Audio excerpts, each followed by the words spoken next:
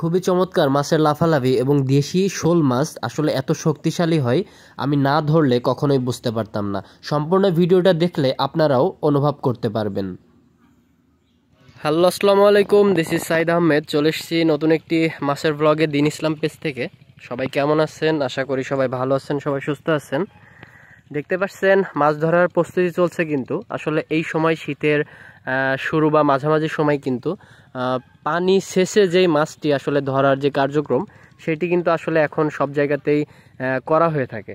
তো এখন কিন্তু সুন্দর এই যে দেখতে পাচ্ছেন যেখানে এই যে মেশিন, এই মেশিন দিয়ে আসলে এখানকার যে পানিগুলো আছে পানিগুলো কিন্তু শেষে পরিষ্কার করা হচ্ছে বা সম্পূর্ণ পানিগুলো অন্য আরেকটি জায়গাতে ট্রান্সফার করা হচ্ছে।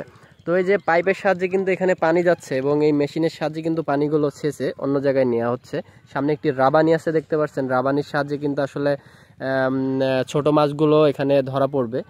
বিভিন্ন ধরনের মাছ কিন্তু এখানে আছে, দেখতে পাচ্ছেন আরেকটি মাছ কিন্তু সামনে লাফালাফি করছে। খুবই চমৎকার কিন্তু মাছ আছে এখানে, অনেকগুলো মাছ আছে। তো সম্পূর্ণ ভিডিওতে থাকলে অবশ্যই কিন্তু আপনাদের দেখানোর চেষ্টা করব। আরও কিন্তু বিভিন্ন ধরনের মাছ, চ্যাং, শোল, পুঁটি সহ বিভিন্ন রকমের মাছ কিন্তু আসলে এখানে আছে। তো চলুন দেখতে থাকি আজকে সম্পূর্ণ মাছের ব্লগটি, তাহলে কিন্তু আসলে বুঝতে পারবো বা দেখাতে পারবো এখানে কি কি ধরনের মাছ আছে আর কতগুলো মাছ আজকে এখানে কিন্তু পেয়েছি।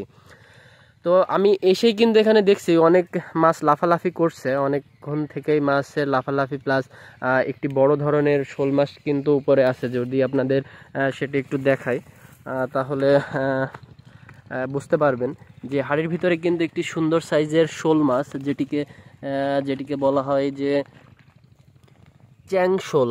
তো দেখতে পাচ্ছেন খুবই চমৎকার কিন্তু এই চ্যাং শোলটি একটু আগেই কিন্তু এখানে পাওয়া গেল। তো এরকম কিন্তু বিভিন্ন ধরনের মাছ কিন্তু এখানে আরও আছে। আমরা যদি আরও কিছু সময় এখানে দিই তাহলে কিন্তু আসলে আপনাদের দেখাতে পারবো যে আসলে এমন সাইজের বা এর থেকে বড় বা ছোট সাইজের অনেক ধরনের মাছই কিন্তু আসলে এখানে আছে।